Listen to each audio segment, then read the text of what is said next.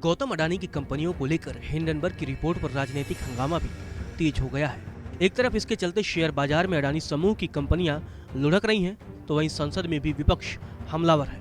गुरुवार को कांग्रेस, आम आदमी पार्टी, डीएमके, शिवसेना, जेडीयू, एनसीपी और वाम दलों समेत कई पार्टियों ने मीटिंग की। इस बैठक में संसद में अडानी ग्रुप पर हिंडनबर्ग की रिपोर्ट को लेकर चर्चा की मांग करने पर सहमति बनी। इसके बाद संसद शुरू हुआ तो सभी विपक्षी दलों ने एक सुर में अडानी के मुद्दे पर चर्चा की मांग उठाई और हंगामा शुरू कर दिया। इसके चलते लोकसभा की कार्यवाही 2 बजे तक के लिए स्थगित कर दी गई। कुल 13 दलों की एकता अडानी ग्रुप के शेयरों में गिरावट के मुद्दे पर सामने आई है। इन पार्टियों ने हिंडनबर्ग रिपोर्ट को लेकर चर्चा की मांग की है और अडानी समूह पर गड़बड़ी करने के आरोप लगाए हैं। कांग्रेस नेता मल्लिकार्जुन खड़गे के नेतृत्व में हुई मीटिंग में सपा नेता रामगोपाल यादव, आप सांसद संजय सिंह, शिवसेना की सांसद प्रियंका चतुर्वेदी समेत कई सांसद मौजूद थे।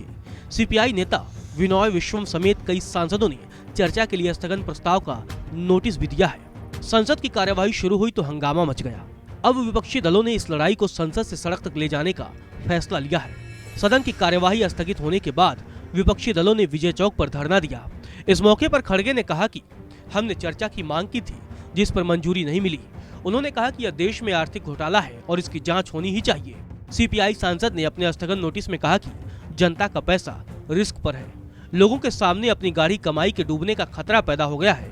उन्होंने कहा कि यह गंभीर मसला है और इस पर तत्काल चर्चा किया जाना जरूरी है।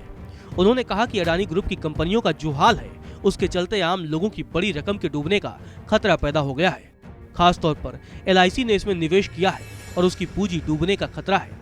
इससे आम निवेशकों को गहरा झटका लग सकता है।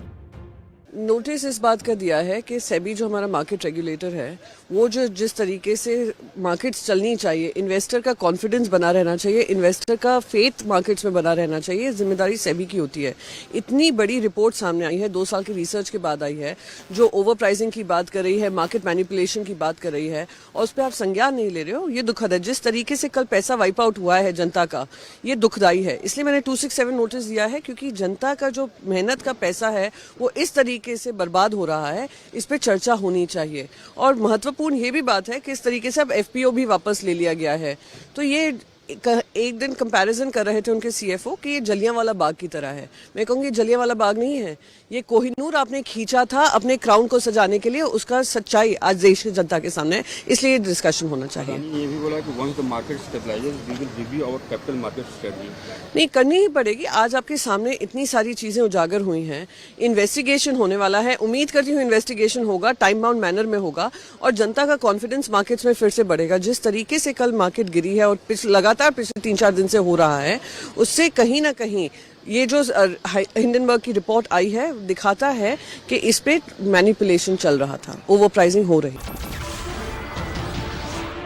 नमस्कार, मैं हूं मानक गुप्ता। अगर आपको हमारा ये वीडियो पसंद आया हो तो इसे लाइक और शेयर जरूर करें और हाँ, हमें सब्सक्राइब और फॉलो करना ना भूलें ताकि आप देश और दुनिया की कोई खबर मिस ना करें। तो जुड़े रहिए हमारे साथ और देखते रहिए न्यूज़ 24।